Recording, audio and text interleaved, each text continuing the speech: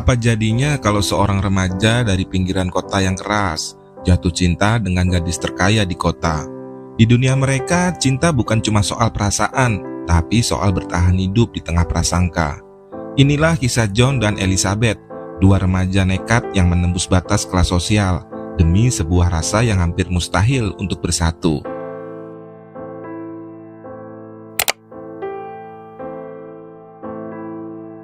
Kisah ini dimulai dengan seorang pemuda bernama John yang menyuruh temannya, Slugo, untuk bersiap-siap agar mereka bisa bertemu teman-teman mereka di pantai untuk bermain basket dan bersenang-senang. Hey Sandra! Det är bra själv. Det är bara fint. My job is go girls. Let's go baby! Fortsätt drömma om dina guzzar. Setelah pertandingan, semua orang pulang kecuali John dan Slugo yang memutuskan untuk tinggal sedikit lebih lama. Slugo menyarankan agar mereka menyeberangi sungai untuk melihat rumah-rumah mewah di seberang sana tempat orang-orang kaya tinggal, karena mereka berdua berasal dari daerah yang lebih miskin. Satu-satunya masalah adalah mereka tidak punya apa-apa untuk ke sana. Saat mereka berdiri di tepi sungai, mereka melihat seseorang meninggalkan sebuah perahu. Tanpa banyak berpikir, John dan Slugo memutuskan untuk mengambilnya untuk menyeberangi sungai. Saat berada di sungai, mereka kagum dengan istana dan rumah-rumah mewah, mengagumi gaya hidup mewah orang-orang di sana. Mereka mulai bermimpi suatu hari nanti bisa hidup seperti itu. Kemudian mereka melihat sekelompok anak muda menyelam ke dalam air. Salah satu dari mereka secara tidak sengaja mendarat di atas seorang gadis kecil, menyebabkan gadis itu mulai tenggelam. Tanpa ragu-ragu, John melompat ke air untuk menyelamatkannya, sementara Slugo mendekatkan perahu untuk membantu menariknya ke tempat aman.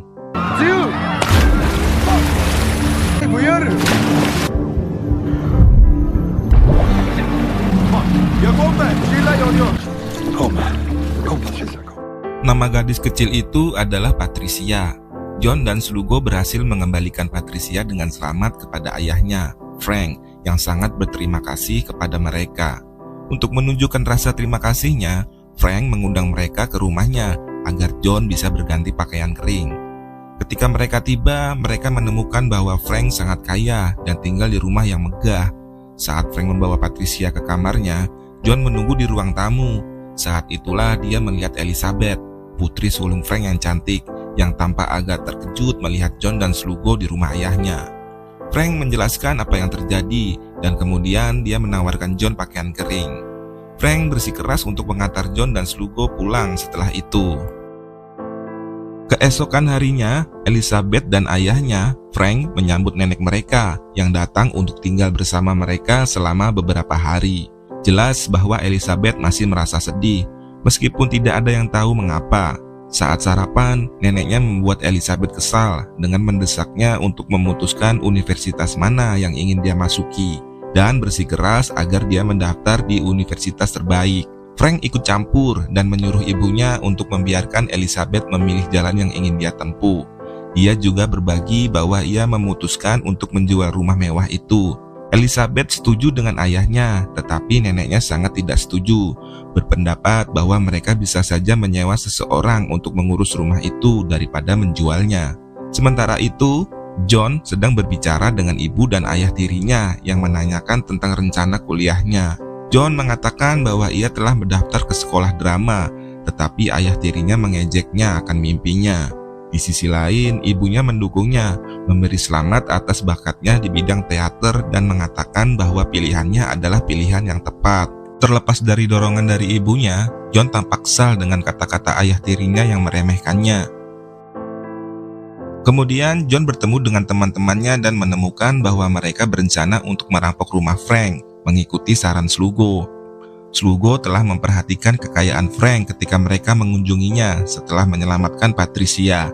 Namun, John sangat menentang ide tersebut, mengatakan bahwa Frank telah baik kepada mereka dan tidak pantas menerima ini. Slugo berpendapat bahwa semua orang kaya itu sama. Meskipun ragu, John merasa tak berdaya untuk menghentikan mereka dan dengan enggan setuju untuk ikut meskipun ia tidak setuju dengan rencana mereka. Setelah tiba di rumah Frank, Slugo menyarankan agar John tetap di luar dan berjaga-jaga jika ia tidak ingin terlibat dalam perampokan. John menolak dan bersikeras untuk masuk ke rumah bersama mereka. Mereka kemudian mulai mengambil barang-barang berharga dari rumah. John mendapati dirinya berada di kamar Elizabeth, melihat barang-barang pribadi dan foto-fotonya. Tetapi ia diganggu oleh Slugo yang memegang pistol yang ia temukan di kantor Frank. John meminta Slugo untuk mengembalikan pistol itu ke tempat asalnya, tetapi Slugo menolak yang menyebabkan pertengkaran antara keduanya. Hej, upp med henne. Den är inte ens laddad. Gå inte runt och vifta den där. Tak lama kemudian, Frank dan putri-putrinya tiba di rumah dan menyadari bahwa lampu menyala. Frank memutuskan untuk meninggalkan putri-putrinya di dalam mobil dan masuk ke dalam untuk memeriksa apa yang terjadi. Merasakan kehadiran Frank, John dan yang lainnya panik dan segera melarikan diri, memastikan mereka tidak terlihat. Frank memasuki rumah, menyadari bahwa perampokan telah terjadi dan pistolnya hilang. Ia segera menghubungi polisi untuk melaporkan pencurian tersebut. Keesokan harinya, John menerima balasan dari universitas yang ia lamar dan mengetahui bahwa ia diterima. Hari-hari berlalu dan John mempersiapkan diri untuk kuliah pertamanya. Hari itu di universitas dia bersemangat, merasakan kekaguman saat memasuki kampus. Ketika dia masuk kelas, dia terkejut melihat Elizabeth duduk di sana. Dia merasakan campur kejutan, kegugupan, dan kebahagiaan sekaligus. Setelah kelas, John mendekati Elizabeth, dan Elizabeth ingat bahwa dialah yang menyelamatkan saudara perempuannya, Patricia, dari tenggelam. Saat mereka berbicara, John memperhatikan bahwa Elizabeth tampak sedih, tapi dia tidak menanyakannya. Kemudian dia bertemu dengan teman sekelas lain yang mengatakan bahwa dia telah mengenal Elizabeth sejak lama. Teman sekelas itu mengungkapkan bahwa ibu Elizabeth meninggal beberapa bulan yang lalu dan kehilangan ini menyebabkan Elizabeth berjuang melawan depresi dan kesedihan. Du känner Elisabeth, va? Jag tror hon är lite ledsen nu, så... Varför? Ja, lite. Eller så vi är gemensamma. Hennes mamma dog för några månader sedan.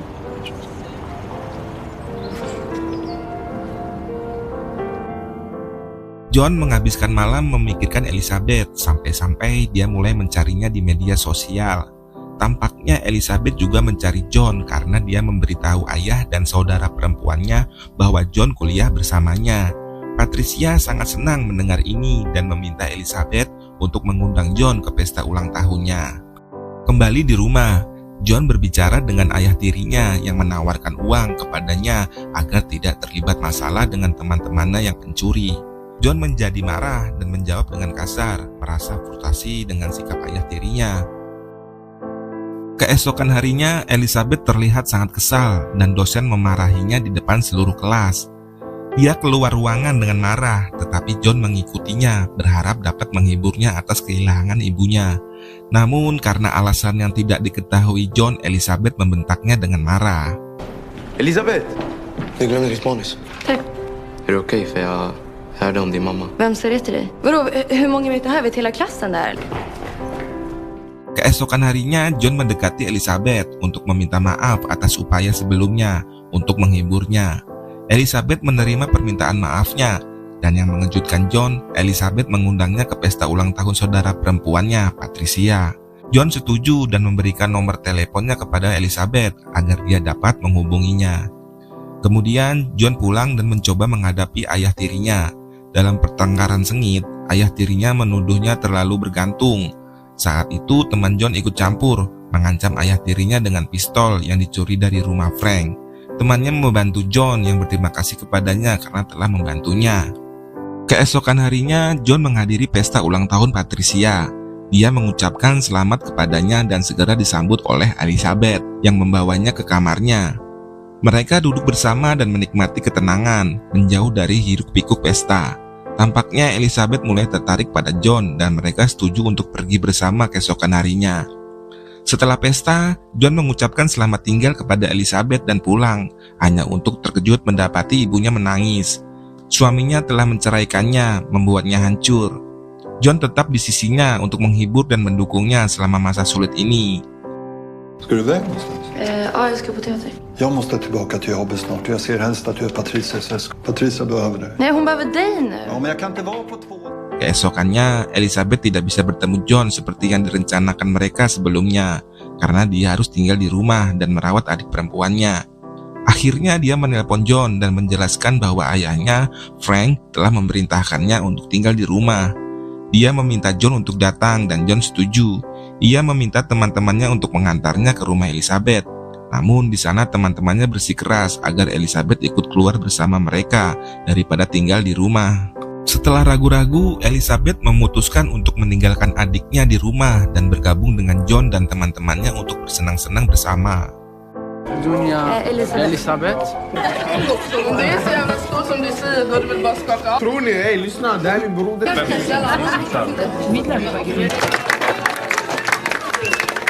Jag ska nog börja dra. Vill inte följa mig hem då? Okej, kom. Kemudian John mengantar Elizabeth pulang, tetapi sebelum berpisah, Elizabeth memintanya untuk tetap di tepi kolam renang bersamanya sebentar. John setuju dan mereka berbagi momen damai bersama. Tiba-tiba mereka terkejut ketika Frank datang. Dalam keadaan panik, John segera bersembunyi di bawah air untuk menghindari terlihat oleh Frank. Setelah beberapa saat yang menegangkan, John muncul dari air, menyapa Elizabeth dan pergi. Keesokan harinya, John mengenakan pakaian elegan dan memakai jam tangan bergaya yang dipercayakan temannya, Slugo. Dia pergi ke sebuah pesta di mana dia bertemu Elizabeth dan keduanya menikmati kebersamaan, tertawa dan mengobrol yang membuat saat mereka semakin dekat. Setelah pesta berakhir, John menawarkan untuk mengantar Elizabeth pulang. Tapi di dalam perjalanan, mereka tiba-tiba dihentikan oleh sekelompok berandal yang mencoba memeras mereka. Para pria itu menuntut barang-barang berharga mereka.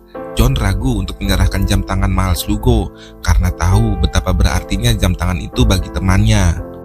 Situasi dengan cepat menjadi tegang. Salah satu pencuri memukul Elizabeth dan yang lain mengancam keselamatannya. Menyadari bahaya yang mengancam, John segera menyerahkan jam tangan itu tanpa perlawanan. Meskipun niatnya mulia, Elizabeth merasa sakit hati dan marah. Dia tidak mengerti mengapa John tidak bertindak lebih cepat untuk melindunginya. Ketika ayahnya Frank datang untuk menjemputnya, dia marah kepada John dan memerintahkannya untuk tetap tinggal dan menjauhi putrinya. Kemudian di rumah, Frank memberitahu Elizabeth untuk tidak pernah berbicara lagi dengan John. Tetapi Elizabeth tetap teguh. Dia mengakui bahwa dia marah, tetapi mengatakan itu tidak berarti dia akan memutuskan hubungan dengan John. Frustrasi, Frank memperingatkannya bahwa John berasal dari dunia yang berbeda, dunia kesulitan dan kemiskinan, dan menyarankan bahwa serangan itu mungkin bukan kebetulan. Hari-hari berlalu dan John mulai memperhatikan bahwa Elizabeth tidak datang ke universitas. Dia berharap mendapat kesempatan untuk berbicara dengannya, untuk mengatakan hal-hal yang belum terucapkan. Karena tidak dapat menunggu lebih lama lagi, dia memutuskan untuk mengunjunginya di rumahnya. Anehnya, Elizabeth membiarkannya masuk dengan tenang, memastikan ayahnya tidak memperhatikan. John berbicara dari lubuk hatinya. Dia meminta maaf atas segalanya, atas rasa sakit yang dia sebabkan padanya dan kemudian mengaku bahwa dia mencintainya. Dia mengakui bahwa dia tidak dapat membayangkan hidupnya tanpanya. Terharu oleh ketulusannya, Elizabeth pun mengakui perasaannya. Emosi mereka mengalir bebas dan mereka berbagi momen kedekatan yang menandai awal babak baru dalam hubungan mereka.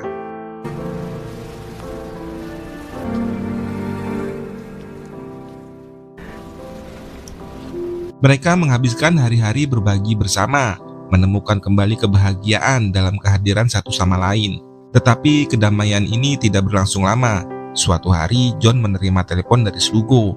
Dia menuntut pengembalian jam tangan mahal yang telah dia berikan kepada John untuk disimpan.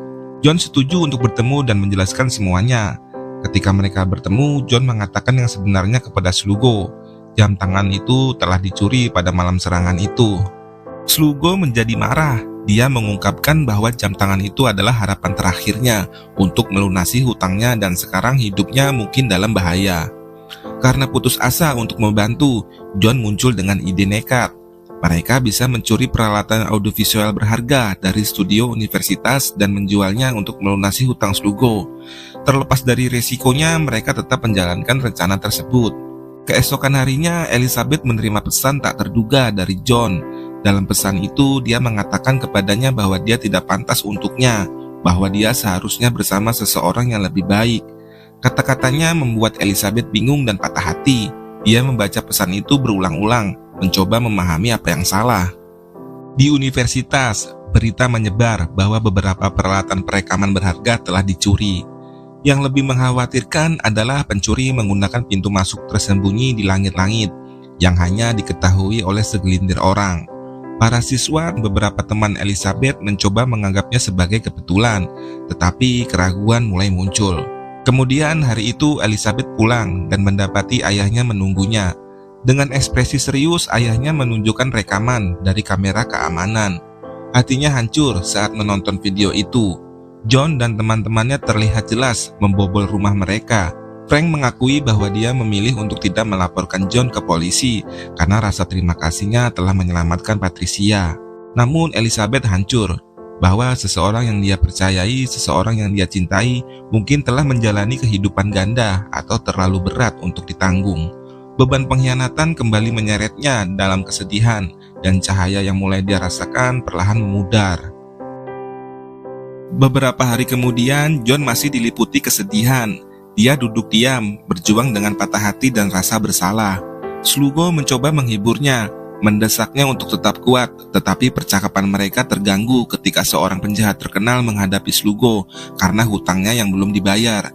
Dalam momen tragis yang tiba-tiba, penjahat itu mengeluarkan pistol dan menembak Slugo di tengah jalan, tepat di depan John.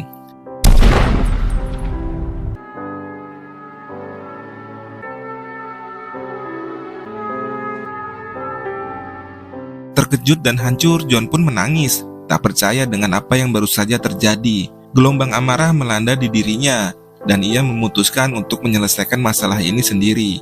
Didorong oleh amarah, ia mengambil pistol tua Frank, bertekad untuk membalaskan dendam atas kematian Slugo. Tetapi teman John yang lain khawatir akan hal terburuk. Dia menelpon Elizabeth dan memohon padanya untuk menghentikan John sebelum terlambat. Elizabeth bergegas ke lokasi kejadian, jantungnya berdebar kencang. Ketika tiba, ia terkejut mendapati polisi sudah berada di sana. Ia mengetahui bahwa John telah pergi untuk menghadapi penjahat itu. Tetapi tepat sebelum menarik pelatuk, ia memilih jalan yang berbeda. Alih-alih membalas dendam, ia menelpon polisi dan menyerahkan diri. Para petugas tiba menangkap pria yang membunuh Slugo dan juga menahan John karena memiliki senjata api secara ilegal. Karena putus asa ingin membantunya, Elizabeth melompat ke sepeda motor di dekatnya dan memblokir kendaraan polisi.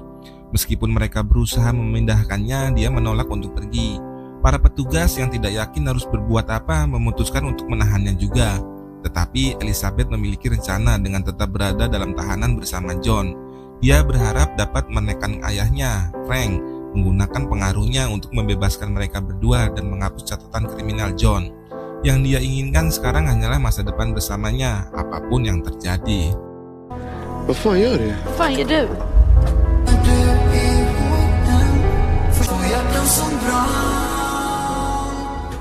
Kisah John dan Elizabeth adalah pengingat yang kuat bahwa cinta bukan hanya tentang bersama di saat-saat bahagia, tetapi juga berdiri di samping satu sama lain, bahkan di saat-saat tergelap. Terima kasih yang sudah nonton video ini. Pilih tanda like bila suka video ini. Dukung juga channel ini dengan subscribe dan aktifkan lonceng notifikasi agar nggak ketinggalan video-video terbaru di channel ini. Terima kasih yang sudah nonton video ini dan sampai jumpa di alur film lainnya. Wassalam.